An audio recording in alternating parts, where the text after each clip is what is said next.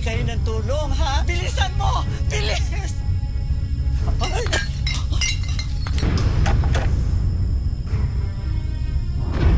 Tay! Labas yun ang pera ko. At hindi ko kayo sasaktan.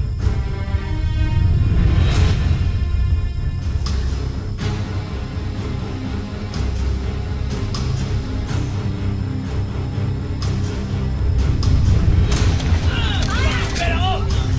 Pera ko, ha? Lumapit! Lumapit, tay! Hirap man sa kabuhayan ang mag-asawang Feli at Sito, hindi naman daw sila nagkulang sa paggabay sa kanilang mga anak. Ngunit ang isang anak nilang si Ferdinand, napariwara at nakulong pa ng dahil sa droga. At ngayong nakalaya na, dalangin ng magulang na sana tuluyan na siyang tumino.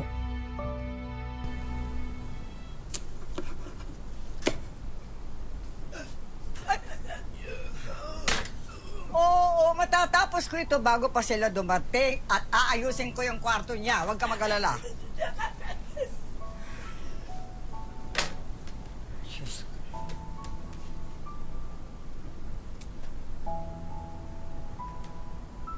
Edna? Edna? Ay. Ah, pala. Edna! Edna! Ano, tapos ka na dyan?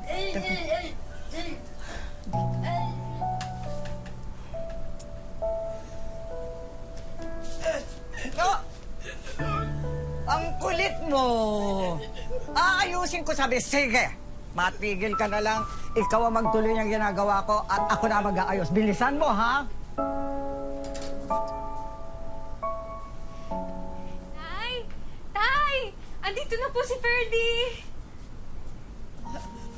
Anak! Naku, Perdi! Perdi, anak ko! Naku, anak ko! Ang tagal mong nawala sa piling namin ng tatay mo. Kumusta ka na? Hindi ka ba nanibago dito sa lugar natin? Naku naman, Nay, nagtaka ka pa? Eh, halos 15 years kaya yan nawala dito. Pasensya ka na, anak, ha? Hindi kami nakasama ng tatay mo sa pagsundo sa iyo, ha? Okay lang po yun, Nay. Ay, salada. Uy, siya nga pala. Kanina pa naghihintay sa'yo ang tatay mo. Surpresahin mo. Dali, masusurpresa sa'yo. Matutuwa yan.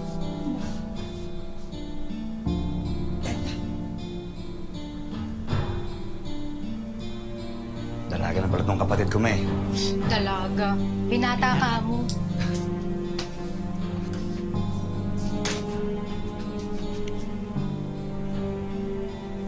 Tay.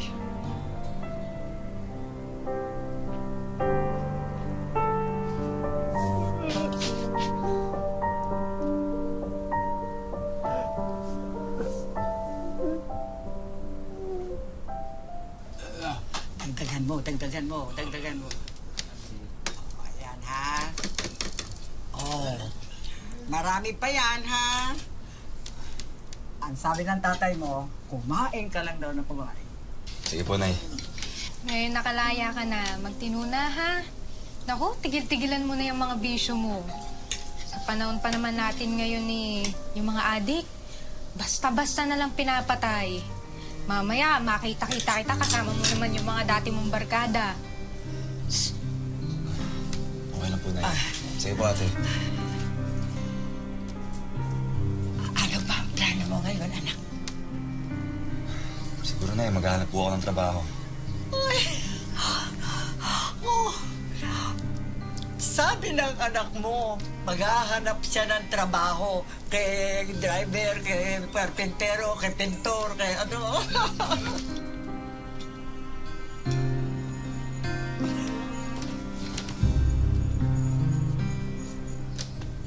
Alam mo ba, anak? Ang tatay mo mismo ang nagsabi sa akin na ayusin ko itong kwarto ito para sa iyo. Ferdy, miss na miss ka namin ng tatay mo. Sana alam mo yon. At sana huwag mong iisipin na hindi kami gumawa ng paraan para matulungan ka makalaya. Ginawa namin ang lahat, pero talagang kapos tayo sa pera. Pero, babawi kami. Pangako sa'yo yun. Babawi kami ngayon. Sige po, Nay. Gabi na po. Siguro mas maganda kung magpahinga na po. Ay, oo. Ferdy, katukin mo lang kami ng tatay mo, ha? Kung may kailangan ka.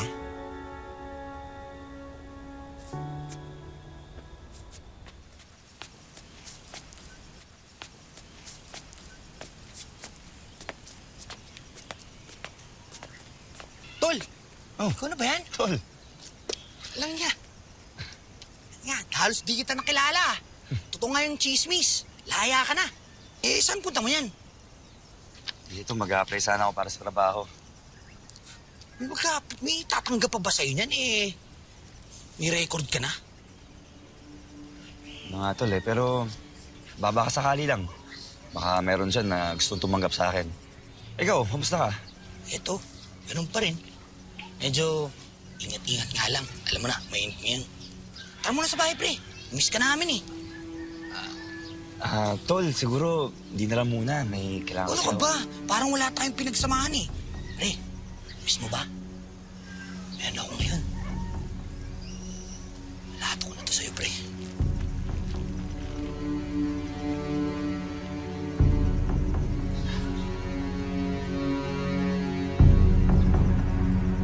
Sito, kumain ka na. Ano ka ba? Hoy!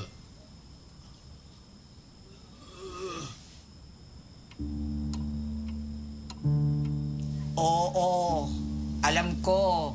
Huwag ka na mag-alala. Darating yun. Maya-maya lang nandyan na yun. Ano, kain na ba?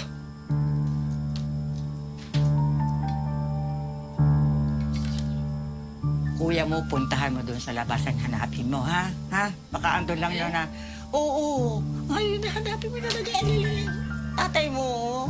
Ayaw kumain dahil wala ang kuya mo.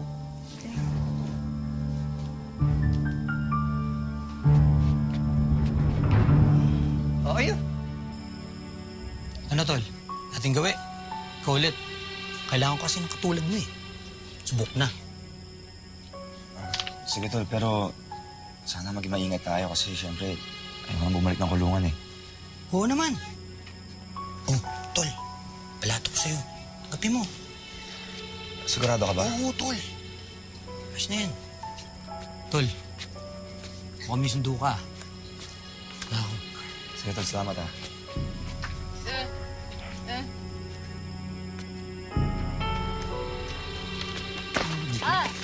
Dito, subukan mo sabihin kay nanay tsaka kay tatay to. Kung di malilintikan ka sa akin, naiintindihan mo? Naiintindihan mo?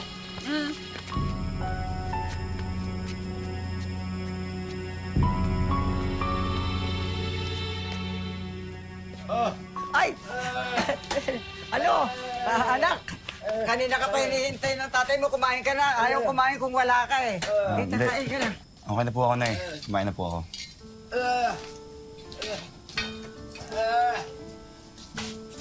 Kumain na raw. Salo na tayo. Tayo kakain. Sige, hindi rin ako kakain. Pag hindi ka kakain, kumain ka na.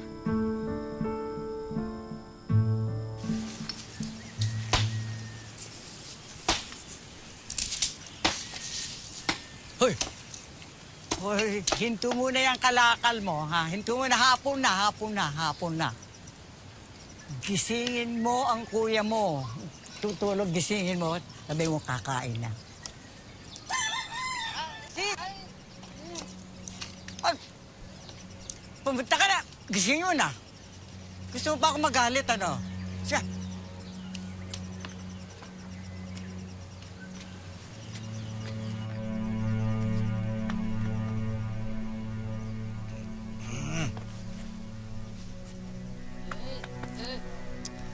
Ba, tutulog yung tao eh.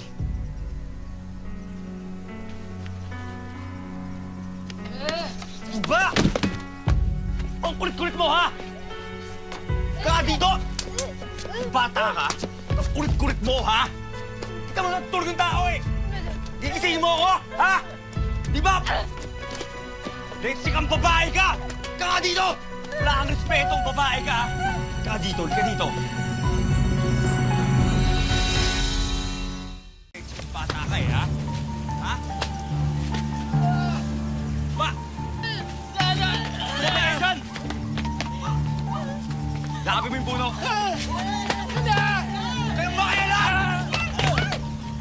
mo, mga bata makukulit katulad mo, karapat sa'yo. Wag! Maawa ka! Gusto mo bang malaman kung anong ginagawa namin sa mga makukulit katulad mo, ha? Gusto mo malaman? Linawin ko kung isipin na ako, Diyos ko. Berde! Paano mo Come on, ulit! nalawa, anak? Anak! Masyang ganun, anak! Letseng buhay to! Sa tingin niyo bang masahol to? Mas masahol yung ginawa nila sa akin sa loob ng kulungan. 15 taon ako nag-TS! At nasan kayo? Ha? Pinabayaan niyo ako! Kasi ito? Hindi naman ako tawad sa'yo. Todo potente tayo dito sa babaeng to! Ha? Wag! Wag! Tama na! Tama na! Sira-sira ang buhay ko dahil sa inyong dalawa! Talagan mo na! Hindi, huwag, baka mas ikaw lalo mas kaya mo. Wala kayong kwenta mga magulang. Kaya mahal ka namin, anak ka Hindi mo nalapitan dahil... Papatayin mo ba ang tatay mo? Sige, patayin mo! Pati ako! Sige!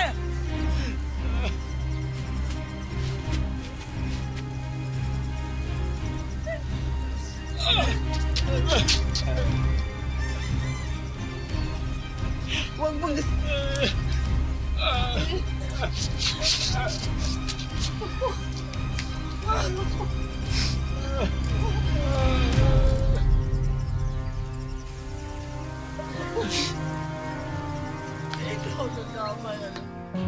Malaki pa rin ang galit ni Ferdinand sa kanyang mga magulang. Isinusumbat pa rin niya na wala silang ginawang paraan para mapaaga ang paglaya niya sa kulungan. Nay, kung totoo man yung hula nyo na nagtutulak at gumagamit na naman si Ferdy, eh mas mainam siguro ipakulong nyo na lang yun. O, pabarangay. Nakita nyo naman yung ginawa kay Edna. Hinala pa lang naman. Kahit nanay, nakita nyo naman siguro kung ano yung ginawa sa inyo. Kay Edna, tsaka kay tatay. Sa tingin nyo ba gawain nyo ng matinong tao? Sige nga, nay. Hindi mo kami nauunawaan, anak. Si Ferdy, kalalabas pa lang sa kulungan. Ha? Tapos babalik na naman siya doon. Ayokong masira lalo ang buhay ng kapatid mo. Hayaan mo makapiling namin siya ng tatay mo. Hayaan mo kami makabawi sa kanya. Ano ba sinasabi mo makabawi? Senyorito na nga yun dito eh. Nakikesa naman pare-pareho tayo maperwisyo sa kalokohan nun.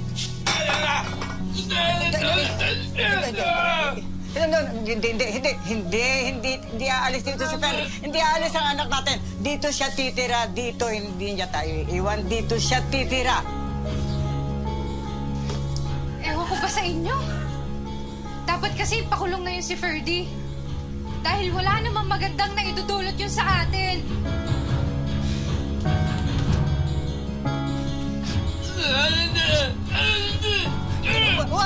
Wag mong sisihin ang sarili mo. Huwag mo nang isipin yun. Hindi mo kasalanan. Ha? Sito, huwag ka mag-alala, ha? Kakausapin ko ang anak mo. Papangako ko sa'yo, dito siya titira. Hindi na natin siya pakawalan. Dito siya habang buhay, kapiling natin, ha?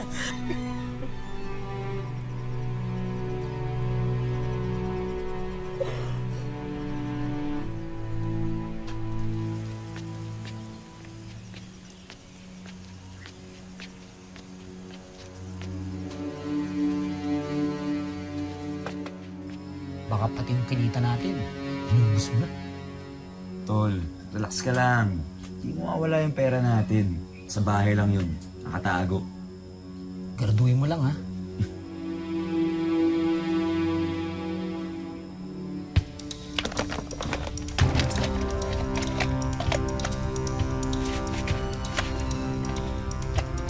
Saan yung pera ko?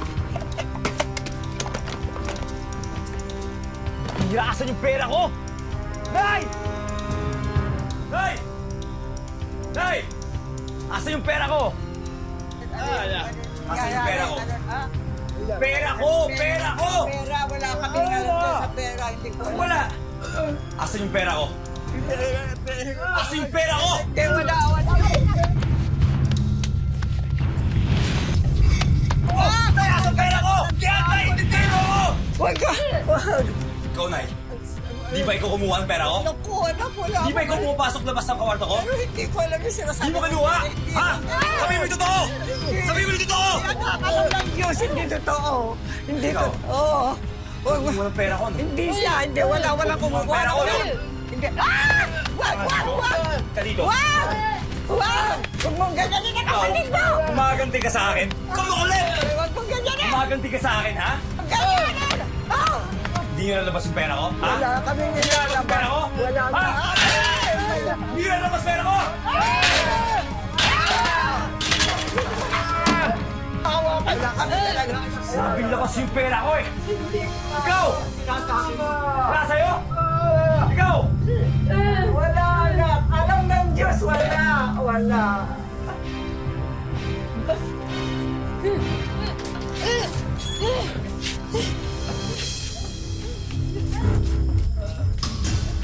Anak, pumunta ka sa bahay ng ate mo, humingi kayo ng tulong, ha? Kasi, humingi ka ng tulong sa ate mo. Eh, Shirley, kasi sabi mo nagwawala si Perdi. Bilisan mo! Bilis! Alam ko lang kayo talaga kumuha ng pera ko eh, ha?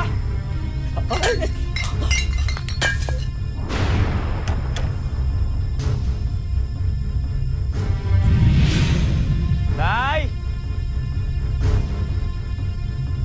Tay! Tay! Ilabas nyo ng pera ko at di ko kayo sasaktan. Dali na, huwag na kayo magtago, Nay.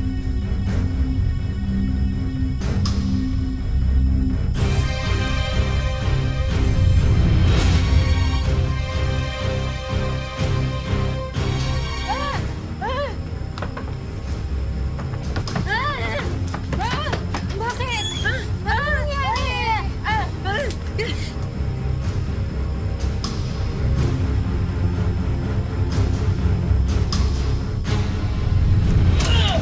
Pera ko!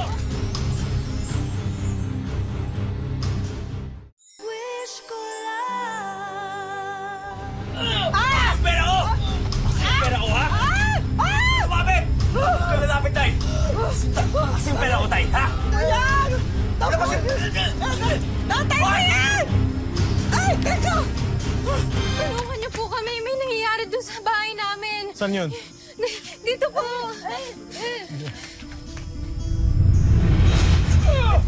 Saan pupunta, ha? Anak, uminahon ka. Wala talaga kaming alam sa pinagsasasabi mo. Hindi namin alam yung perang yan. Oo. Tatanungin kita ulit, huling beses na to. Nasaan yung pera ko? Ilabas mo na. Anak, wala. Nasaan yung pera ko? Wala ako talaga mailalabas. Wala? Wala kami mailalabas. Wala kayo ilalabas? Wala. Ganun, ha? Ay! Tay! Nasaan yung pera ko? Ilabas yung pera ko! Tay, ano ba yan, Tay? Tinan mo, tayo na nga tinutulungan, oh. Tay!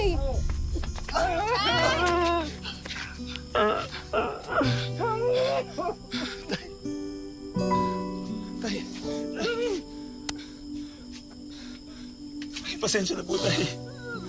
Tay, pasensya na po. Tay, pasensya na po kayo, Tay.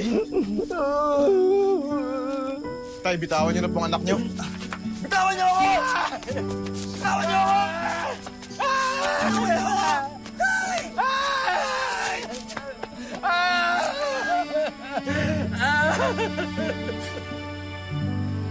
Tay, hayaan mo na, Tay.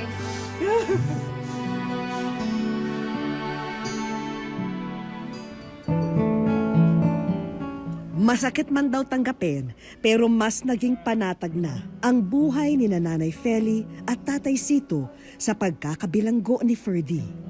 Ako po, naiintindihan ko po, nakikita ko po, namumula yung mata niya, tsaka nagagalit siya. Yun po.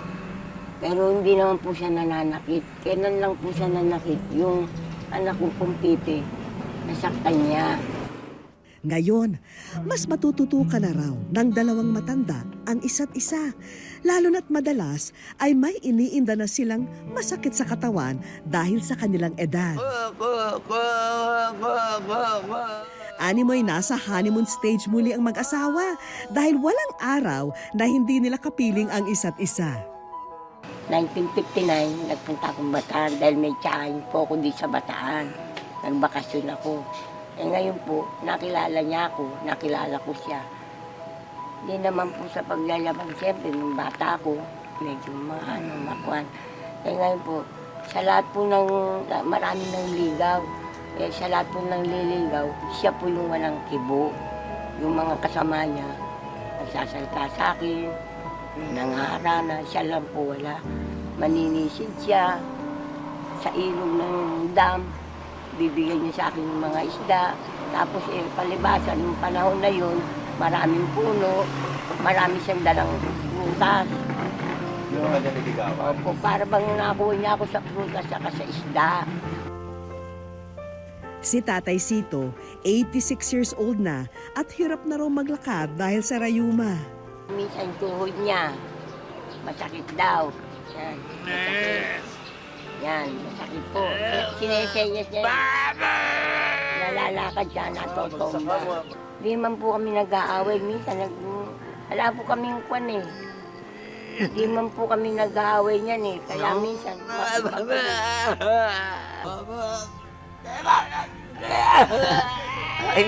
pag inalikan niya ako, niyayakap niya ako, tinutulak ko siya dahil iniisip ko po matanda na kami.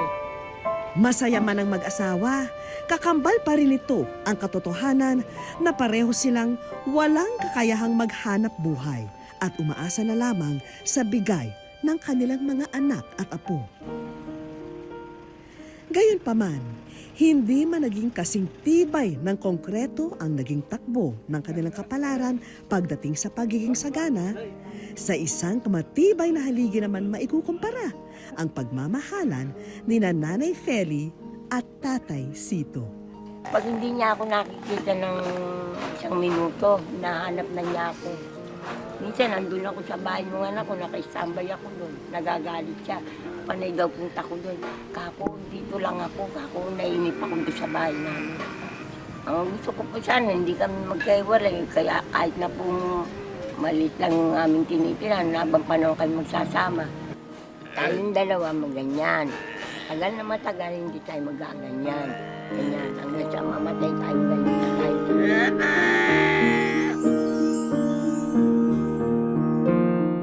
Sa aming pagbabalik, Ayo ay nasa wish ko lang. Kasi po ngayon po parang nadarasan po ngayon po pong naramdaman ko po. Kaya mas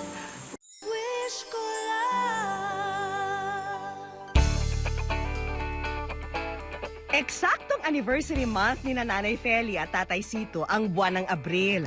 Pero sa loob ng 58 taon nilang pagsasama, kahit isang beses ay hindi raw sila nagkaroon ng pagkakataon na ipagdiwang ito. Natuon na raw kasi para sa mga anak nila ang lahat ng pera na kinikita noon. E ano pa nga ba ang pinakaakmang paraan para i-celebrate ang ganitong okasyon? Kundi sa isang special cake. ayo ay nasa wish ko lang. Kasi po ngayon po parang nadarasan po ngayon po pong naramdaman ko po. Kaya mas masaya po hindi ko po maintindihan sa sarili ko. Papasalamat po ako sa nagpadala po sa inyong yan. Kasi naman po siya.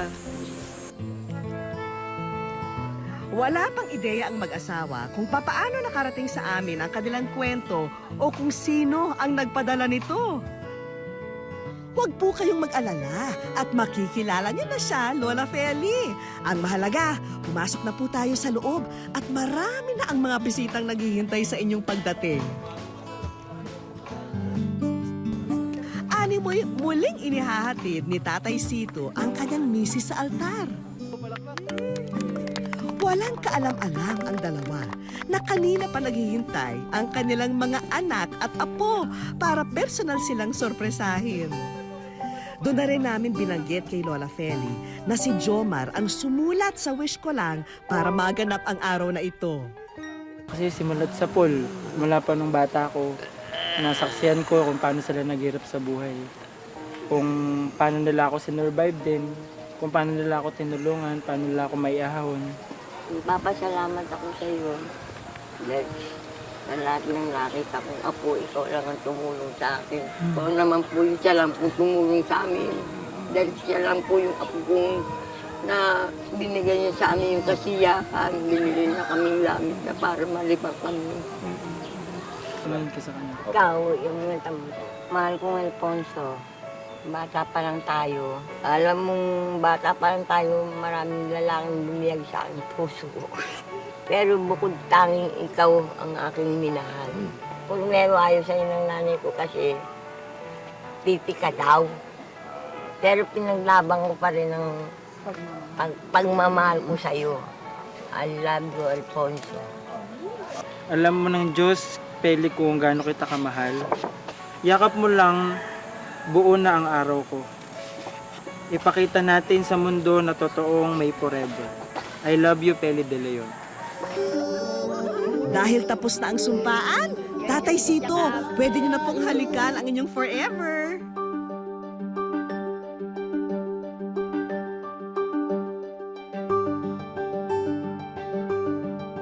Kung may exchange of vows, hindi pwedeng mawala ang mga principal sponsor at syempre, ang reception. Dahil ngayong hapon, dadagsa ang mga regalo para sa mag-asawa. Pati ang mga gamit para sa inyong kusina at sala. Eto, at kompletong-kompleto na. Pati ang mga paboritong kainin ng mag-asawa. Eto, at sagot na ng ating mga kaibigan. Mabuti pa'y papasukin na natin si Mr. and Mrs. Alfonso De Leon. Mabuhay! Nanay Feli, nandito na po ang mga tatayong principal sponsor ninyo ngayong hapon. Tatay Sito at Nanay Feli, kami po ng Rotary Club of Metro Olonga po. Kami po ay naganda ng konting tulong para sa inyo, ng mga gamit nyo pang araw-araw. At mayroon din po kaming financial assistance. Kami po'y natutuwa na hanggang ngayon nagmamahalan po kayo. Isa po kayong napakagandang ehemplo at larawan ng isang pagmamahalan ng isang mag-asawa. Sana po tularan po kayo ng mga kabataan sa ngayong panahon. Mabuhay po kayo. May God bless you. Naghanda po kami ng konting salo-salo para sa buong pamilya at para sa inyong mga bisita. At bibigyan po namin kayo ng konting financial assistance para po makapagsimula rin po kayo ng bagong buhay. Salamat po. Salamat po. Nanay Feli, Salamat po. Maraming salamat po sa bumumurang wisula. Hindi man nakakapagsalita si Tatay Sito, mababanaag naman kung papaano kumikinang ang kanyang mga mata dahil sa labis na kasiyahan. At dahil hindi na isisigaw ang mabuhay ang bagong kasal, mabuti pa'y group hug na lang. Hindi po namin makakalimutan habang nabubuhay kami mag-asawa. Yun lang po yung masasabi ko. Kasi po, ngayon ko lang po naranasan po yung ganyan po sinelebrate yung aming pagkatanda. Kasi po, nag-asawa kami, hindi po kami sinasabi na ganun yung ganyan, ganun yung ano, ilang taon na kayo nagsasabi, hindi po namin natikman yun. Ngayon po lang namin natikman, kaya po naiyak ako. O diretso na tayo sa pinakaabangan ng lahat. Kainan na!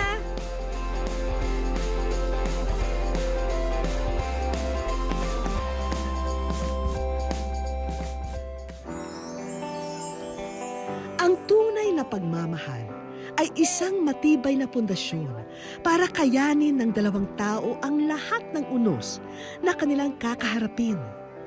At ito pa rin ang magiging sandata ni Tatay Sito at Nanay Feli sa mga darating pang kabanata ng kanilang makulay na buhay. Hangad ng bawat magulang na mapaganda ang buhay ng kanilang mga anak. Ngunit ang magandang buhay ay maisasakatuparan lamang kung tayo ay lubusang makikinig sa gabay at mga pangaral na kanilang ibibigay. Hanggang sa muli mga kapuso, ako po si Vicky Morales at ito po ang Wish Ko Lang.